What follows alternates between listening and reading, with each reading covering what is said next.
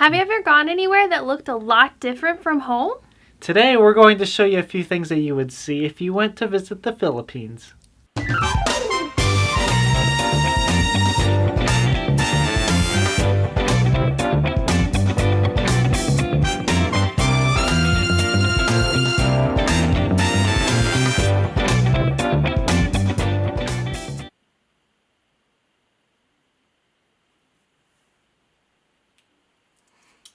Hello, welcome to Around the World with Joshua and Alyssa. And today we are going to start by looking at some of the things you might see if you were to visit the Philippines. As we go along, if you have any questions or comments, please put them in the comments section down below, and we will respond to those when we get a chance. So let's get right into it. All right. Now, if you were to visit the Philippines and go to the nicer people's houses, this is what they might look like. Very close together, made out of concrete, and you can see there is a gate around the house, or a wall. Yep, to keep out the dogs. And the bad people. And probably to keep the chickens in. Yes. And so this would be the nicer part of town. There are also nicer places, but we're going to go and look at some of the poorer places, like this one. You can see, if you look close, these houses, yes, they are houses, are made out of plywood, tarps, Pieces of metal, basically anything you can find and kind of put together and call it a house. Yeah, people live in these. And this land in this particular picture is owned by the government. And these people needed a place to live, so they just started building on this land. At any time, the government can kick them out if they want to, but up until this point, they have not. So these people are just living here in these little tiny houses. Basically, all they need is a place to sleep at night, and then a place to build a fire to make food. But otherwise, they don't actually live in their houses. They live out on the streets. And by that I mean that's where they spend their time, playing basketball, talking to friends, playing soccer sometimes, but basketball is the big sport there. People don't just live in their houses like they do here in the States. There you go out and you spend time with people. They're very community oriented. Their community, those are their people, their friends, their family. It's where they spend their time. I cannot imagine what it's like right now with the coronavirus. I have no idea. I haven't really seen pictures or video of what it's like, but if they are doing some of the things we are doing by not going out, it's totally different for them. Staying home is not just something they look forward to doing. It's out on the streets where they can be with people. Some of the houses are built on stilts, like the ones in this picture, because people live in areas with lots of water. After all, the Philippines are islands, and so some people live in houses where they can get a lot of water, and so they build their houses up high like this, so that they stay nice and dry. This is a mall. They do have really nice malls, just like we do. Shopping! Nice lights, nice stuff, nice air conditioning. Oh yeah.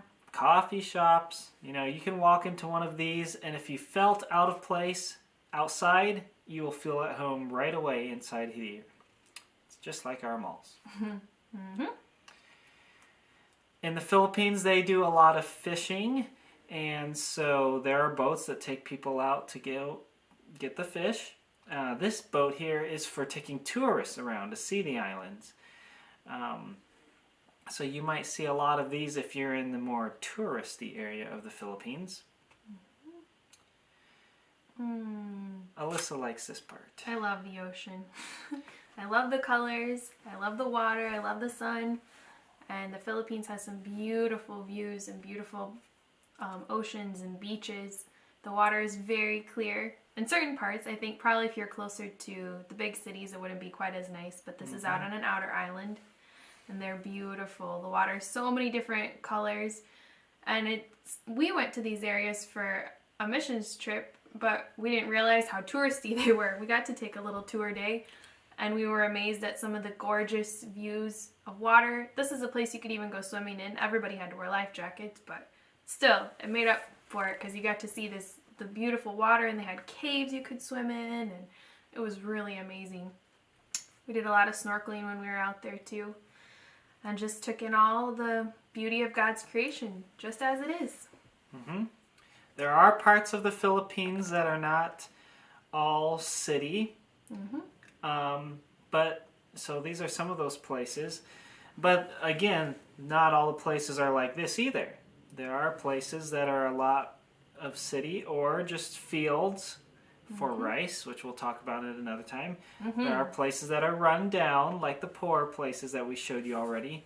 We didn't show you any pictures. Some people actually live on piles of trash, landfills. Very dangerous, but they live there because they have nowhere else. And so those are some of the prettier places, the pictures we just showed you. We have a couple more pictures. We have a sunset here. They do have beautiful sunsets as well, just like we sometimes have here in Minnesota. And so this is a sunset from the top of a mountain. And this next picture is a sunset over the city of Manila, the capital in the Philippines. Well, I did not show you any pictures from downtown or in the city. I have some, but just think of like Minneapolis. Or if you live in Iowa, think of like downtown Des Moines, where you have all these tall buildings and... But a lot more, and really close together. Yeah, expensive restaurants and all those types of things. We wanted to show you some of the things in the Philippines that are maybe not what you would see here. And so that's why we didn't show you much of the city, because in the city, it can look a lot like here. Mm-hmm. But a lot of the other places, the nature places, the beaches, the houses, the rich houses and the poor houses, a lot different than you would see here. So those are some of the things you might see if you went. Next week, we are going to talk about something else in the Philippines. Mm-hmm. We'll let you think about what that might be and guess. If you have any guesses, put it in the comments below. But now we're going to get to the second part of Alyssa's missionary story. Yes. So while she does that, I'm going to go and get some snacks again, and I'll be back when she's finished. Yep. So we started the story of Tifam last week and her mom, and we talked about how she lives in the country of Haiti and how she was going to market with her mom. She was so excited to buy a dress, and she got a dress. And while they were there, they stopped and listened to a missionary for a little bit. Remember, he was telling a story, and Tifam's mom was kind of interested, and Tifam was like, not so sure about it. And then they got home, and when they got home, her dad, who is the witch doctor for the village, heard that they had been listening to the missionary, and he got very upset. He took Tifam's dress, and at the end of the story, he took her dress, he made it into the shape of a voodoo doll, and said he put a curse on Victor, on that missionary in the village, and he was going to wait to see if he was going to die, or when he was going to die. So Tifam is very scared about this. Well, Tifam and her mother continued their weekly trips into the village to sell their potatoes and to do some shopping. And the next week when they were in the village, they were looking around and they hadn't seen Victor yet. Tifam was a little concerned what had happened to him. The air was really hot that day, and they were thinking about getting ready to head back to their home. Tifam asked her mom, "Mama, we haven't seen Victor. Do you think maybe he's dead? Do you think Papa's curse worked?" Tifam's mother just shook her head. She wasn't quite sure. But we should begin our journey back home. So they stacked their baskets on their head, and the cool air began to blow. It was going to be so much better of a trip on their way home. Well, they started on their way home, and all of a sudden the wind picked up more and it started to rain. And as it rained, everything got really muddy. And remember, they had to cross some tall mountains to get back to their village. And they were climbing along, and all of a sudden Tifam's mother slipped.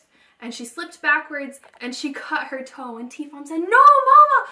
I should have given you my charm. You still don't have your charm. That's why you hurt your foot. The spirits are angry at us. We need to hurry home. Papa will protect us and you need a new charm." Tifam's mother said, no, the charm would not have protected me. I would have slipped anyway, but we're close to the edge of the village and maybe we can go to the mission house. We can't go to the mission house, Tifam answered. Papa will be so angry, but my foot is cut and we need help. So they limped the rest of the way up to the mission house and Tifam's mom knocked on the door and somebody opened the door, somebody with a big smile on his face, and it was Victor. He was still alive. Tifam was shocked. Wow, her dad's curse hadn't worked after all.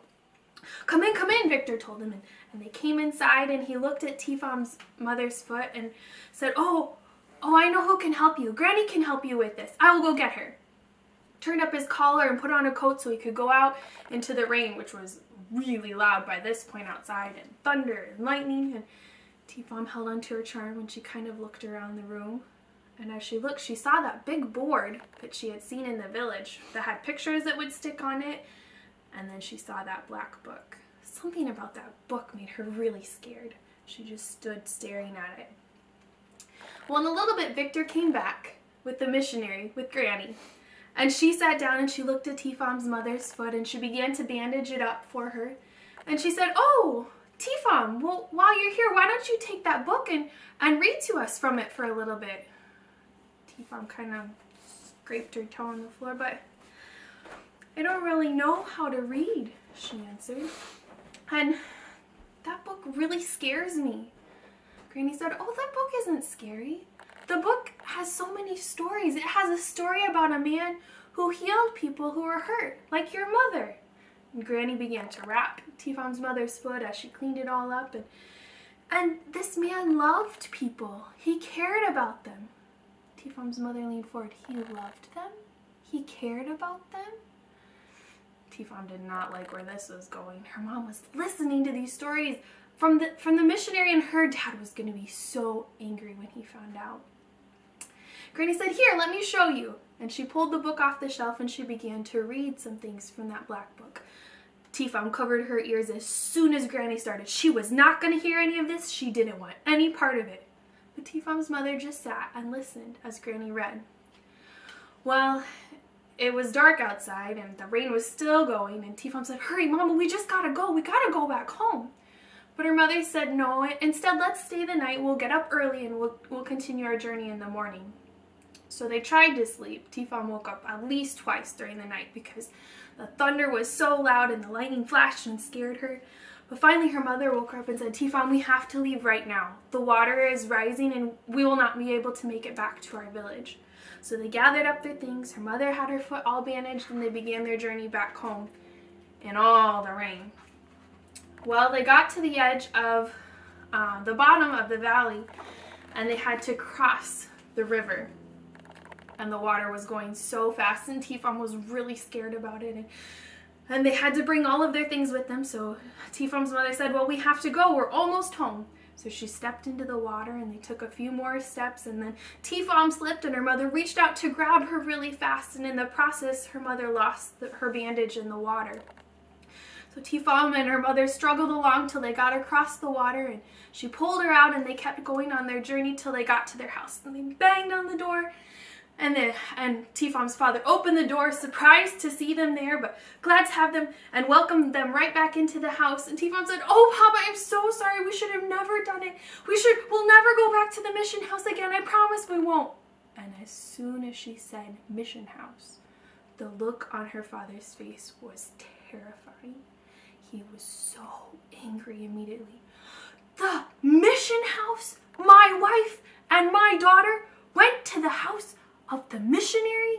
And he was livid. His eyes looked like they were just fire, and Tifam was really scared, and he just started shouting. And then Tifam looked at her mother's foot and it was bleeding again from the cut, and all of a sudden her father noticed as well, and he stopped. He got down to help her, and Tifam's mother explained what had happened, that they had stopped at the mission house and that they had helped out and that they had bandaged her foot. And he noticed, you still are not wearing your charm. Tifam's mother said, it does me no good to wear it. Tifam's dad stared her down. He was not happy to hear that. Well, 3 days passed, and it kept raining and raining and raining, and they still stayed inside and tried to bandage up her mother's foot.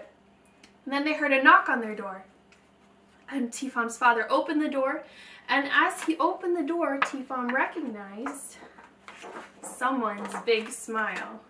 It was Victor, the missionary. I'm here because I need to tell you something. The water is rising, and everything is turning to mud. There will be a landslide, and your house will be lost in the mud. You need to leave right away. Tifam's father laughed. We don't need to leave. I'm the witch doctor. The evil spirits have brought the storm because my wife went to the mission house, because my daughter is listening to your stories. Nothing will happen to our house. We will stay here. But I've come, Victor said. I've come to tell you about the God who loves you, not about the spirits who are out to hurt people. Nonsense. I don't need to hear any of this, Tifam's father responded. But Tifam's mother was interested. She wanted to hear more. He's come all of this way to talk to us. Just let him talk. So Victor stood in the doorway. Tifam's father just stared at him. But her mother listened. And Victor said, there's a God who loves you. He loves everybody, and he loves people so much he sent his son Jesus to come to earth. And Jesus lived a perfect life, and he died to take the sins of all the world. He died to pay the penalty that nobody could pay for the bad things they've done. And it's not evil spirits. God is a God of love, and he cares about people. But people have made bad choices, and because of their bad choices, there's a penalty. And the penalty would be death. Tifam's mother leaned in closer to listen. But when people trust Jesus Christ as their Savior, they can have a home forever in heaven. Tifam's mother said, I want that. I want a forever home in heaven, not with evil spirits. That is what I want. Tifam's father got angry. Get out of my house. I don't want you here. And he shoved Victor out the door and closed the door. I've had enough of this man. I will not take any more. I will make sure that my curse will finish him off. Tifam's father left the room and came back. Tifam was frightened because her father had a knife in his hand. I will make sure that the curse is followed through with Victor once and for all. I will get him tonight. You're going to have to find out what happens next in the story of Tifam and her mom, and her dad, and Victor, the missionary. So, come back next week for the next part of our story. All right, at this time we are going to look at some missionaries who live in the country of Spain. Seth and Crystal Grotsky. All right, so before we get into that, we'll just say we know these people because they're from Minnesota, and they went on a Reba down in Peru, just like Alyssa did. And one time when I was up here in Minnesota with the orchestra from Faith Baptist Bible College, I stayed at their house, played games with them, so we kind of know them from several different places and different things that we've done. Yeah. So let me point out to you where on the map we're talking about here. So we're in Minnesota, kind of over here.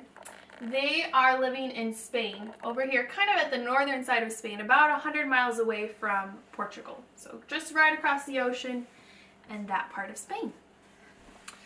All right, if you want to know more about Spain, ask us in the comments below. We don't have time to tell you all about that now because we really want to focus on Seth and Crystal and what they're doing in Spain. So let's get back over to our PowerPoint. There they are, Seth and Crystal, and do you remember their daughter's name? Tanzin is her name. All right, so there they are. Yeah. And they're in Ponferrada in the El Bierzo Valley, about 100 miles north of Portugal. And it's a beautiful area. There you can see definitely a valley, and I think it must be kind of wet and rainy. A few of their pictures have like umbrellas and raincoats and stuff. But we asked them how they're reaching out and building relationships with people in their area, and they say there's a lot of ways that they are working at building relationships and just loving people around them.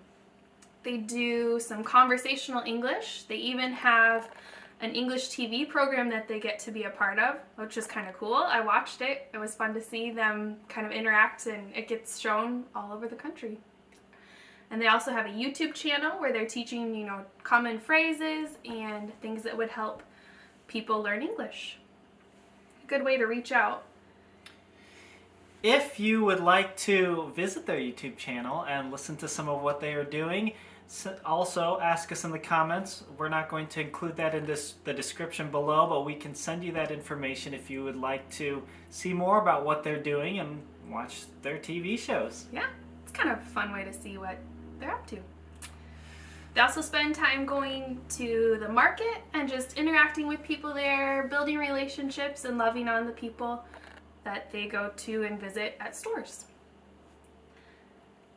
We asked them about what was unique about their area, and Spain is known for a lot of Catholicism, so that is one thing that's a big part of their area. But it's kind of cool because they live in a valley that has the most profitable gold mine the Roman Empire has ever had. They also have the Knights Templar Castle, which is really cool.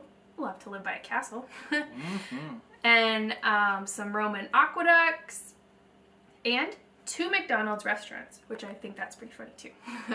But all sorts of cool things with the castle right in their very area that they get to visit. And this next picture shows Seth running across one of, I'm pretty sure that's the aqueduct. It looks like it is.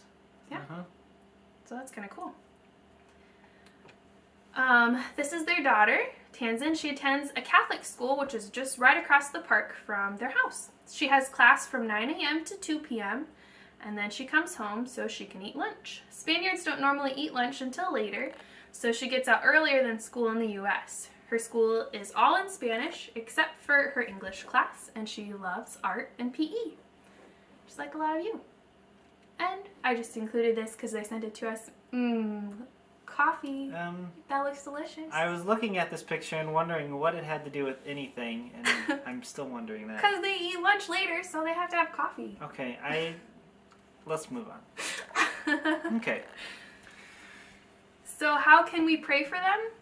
Well, obviously with coronavirus stuff going around, they said that a lot of their co-workers are in quarantine and their friends. So I'm wondering if it hasn't really affected them quite as much, but a lot of people that they know are kind of stuck at home and being limited in their ministries. So it kind of changes what ministry looks like for them. I think they're just praying for peace for their friends too, and safety and comfort in knowing that Christ is still in control. Yep. Let's see. Let's look at a few more pictures because they sent us a lot of good pictures. Let's see. Did they give a description for this one? No, they just had, there were a couple pictures here with their, kind of like what the city life is like. Okay. Kind of interesting to look at. And then that one specifically because there's no people involved and their transit system isn't all up and going. I'm sure the street there on the left side is probably a lot more busy normally too. One of the things that they really like to do is do some different little trips. Their favorite things as a family is to go on hikes in the mountains and to visit small villages. And I think they must like to do animal pictures too because they sent us some fun animal pictures. But they said sometimes farmers will show us their potato crops and chestnut trees and wine presses and all sorts of stuff, and they love to learn about life in the villages, which is cool. Something else they said, which they didn't send a picture with, but they said that a lot of traditional music in our area of Spain is not necessarily Spanish guitar that most people think of, but bagpipes, which is really unique. I did not know that about Spain. Yeah, that's because their heritage follows with the Celtic people. Okay. That's kind of cool. One of the most famous foods of our valley is called botillo, which is a meat-stuffed pork stomach. That sounds like something I had in Brazil once. That sounds good. In Spain, you greet people with 2 kisses, but now with the virus worldwide, they're not sure if that part of their culture will be affected or kind of impacted. Wow. So there they are again. As I mentioned earlier, If you would like to know more about the Grotskis, just send us a message, leave a comment below, and we will respond and we'll let you know. If you would like to give some money toward their ministry as they are working with people, and you can ask us and we'll give you the information for that too, so that you can yourself in a small way be a part of what they are doing in Spain. But always you can pray for them. Just spend time thanking God for their ministry, and then just that He would open up doors for them to connect with people, especially during this time where everything's a little bit unsure and unstable, it feels like. Might be a lot of people searching. So if you have some time when we're done here with this episode, we would encourage you to take some time, maybe just a minute or two, and pray for them, Seth and Crystal and their daughter, their family, and just pray that God would give them some really good opportunities right now while they're in a difficult time, just like we are, but in a different part of the world with a whole different people and a different way of thinking and doing things. Pray for them and the opportunities that they would have to reach out, build relationships, and show people the love of God. Well, that is all for this week's episode of Around the World with Joshua and Alyssa. Thank you for watching. If you enjoyed this, please give it a like. If you did not like it, please don't do anything. But if you would like to be notified when next week's come out or when we post other videos here on YouTube, we would love it if you would subscribe and follow us that way. And again, leave comments, ask questions. If you have something you would like us to cover, or you say, you know what, I think it would be really cool to hear about this country. I wonder if they have some friends there. Write it down below. We might be able to find someone. We have people, friends all over the world. And so if there's somewhere you really want to know about, maybe another place we've gone in a future session, just write it down. Let us know. We'd love to talk to you about it further. Also, if you think other people, other friends, other families might enjoy this, please share the video with them. Let them know. We'd love to get more people involved, more people watching and telling us what they've learned. And hopefully it was a help and an encouragement to you as well. Thanks again, and we will see you next time. Bye. Bye.